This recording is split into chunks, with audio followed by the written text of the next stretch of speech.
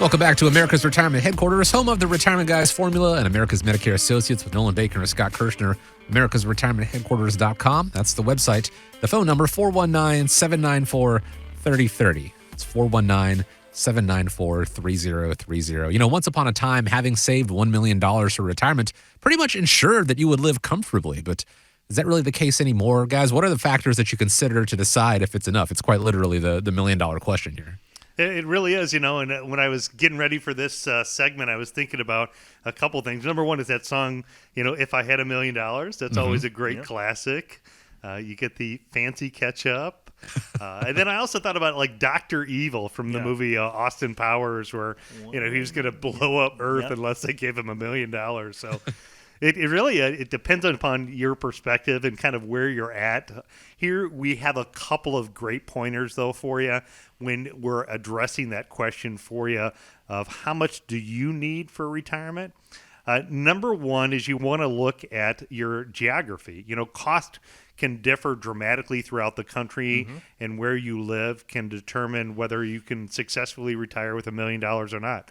I was recently out in New York City.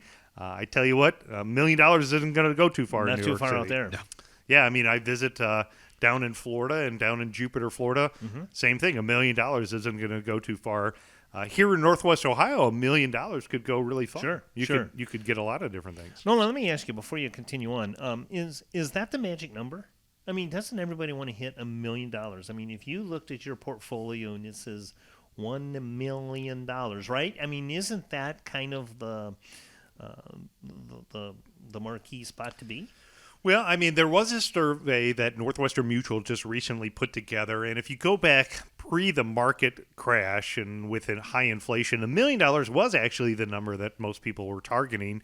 Now, after the market decline and inflation, the new magic number that the survey came out with was $1.25 million.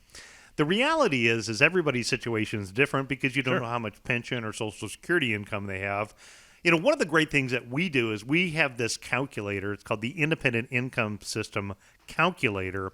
We can take somebody's situation, we can put in Social Security, we can put in pension, we can put in all of those factors, and then based upon their longevity, we can actually tell you what your number is. So if you want to know what your number is, give us a call. We can run that number in the calculator and tell you, what your magical number is. But the other things that impact it are things like, longevity. That's number two is, while no one knows exactly how long you're going to live, people can make a good educated decision based upon the health and family history.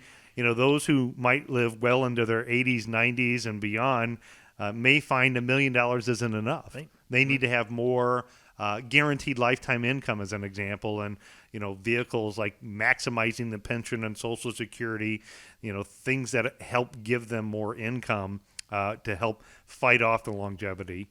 Lifestyle, retirees need to make smart spending choices, and those choose to expend expensive lifestyle are going to need more cash in their nest egg. I can tell you from experience that I've had people that have come into the office that had maybe a couple $100,000 saved up, and they're going to retire next year.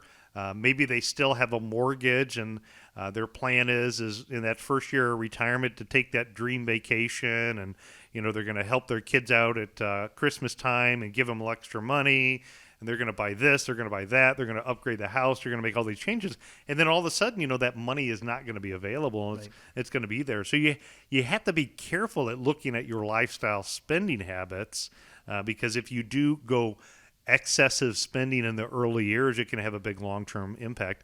The next is you got to look at health and long-term care costs. Sure. Long-term care costs is a big one to look at, because if you get in a situation later in life, in maybe 80 to, it doesn't even have to be that late, right? But if you need long-term care services, that is not covered under any health insurance plan like Medicare or, obviously if you're in at that age group, you would need Medicare. You can purchase a long-term care insurance policy to protect any long-term care expenses. But if you don't have a long-term care policy in place, you could be looking at spending upwards of $315,000.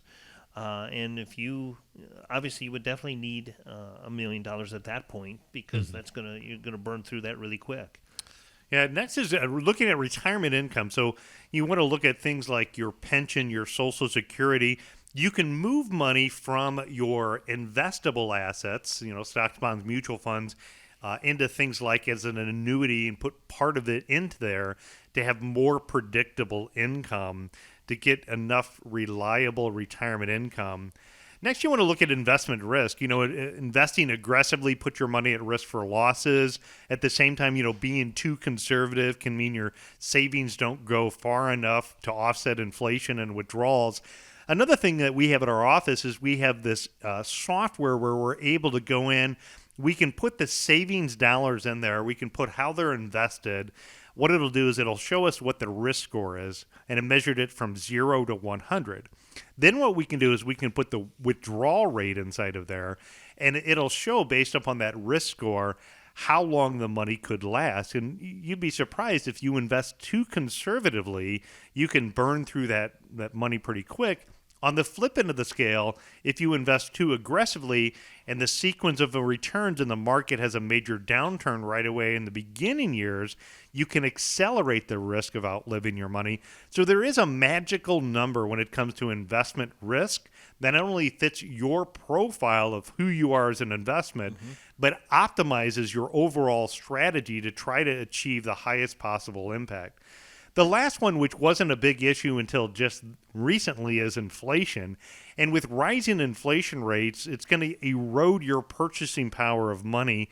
And the result is in retirement time, they can burn through their savings faster. So you've got to take a look and you've got to kind of run all of these numbers to figure out, do I need $1 million to retire? And if you're wondering, what is the number that I need? We can give you that answer. And really, for the first 3 people that give us a call, if you've been listening to the show and you want to know what your number is, give us a call at the office. I'll put this number into our formula and be able to help you know what your number is. That'll make you a little bit more confident to get ready and move through retirement time. So keep this number in mind. Actually, go ahead and give a call right now. Be one of the first 3 callers, 419-794-3030, and say that you want to know your probability of success. When you crunch these numbers here, the team at America's Retirement Headquarters will be happy to do that for you. 419-794-3030. I know we're giving a lot of answers right now that, where it very much depends on people's different circumstances and different variables that come into play. When you run these probability reports, what is the general ballpark idea? Obviously, 0, very bad, 100, impossible to achieve, honestly. But what's the ballpark ranges there where you guys try to shoot for before you say, yeah, this is probably going to work for you? Well, I would say, in my 28 years of experience in working with people here, predominantly in Northwest Ohio, the average retiree has somewhere between $400,000 and $1.5 million is kind of the sweet spot. And that would impact based upon how much they have in pension and Social Security or other sources of income is the correct answer is what I would say. Well, there you go. So again, it's really going to depend on your circumstances. If you have $1 million saved, but you find out that you're spending $100,000 a year, well, that's not going to get you very far. If you're spending $10,000 a year, well, listen to our thing earlier about maybe indulging and having that frivolous account and find out what's going to work best for you. Give a call. Be one of the first 3 callers. 419-794-3030. You can also go online to the website, americasretirementheadquarters.com.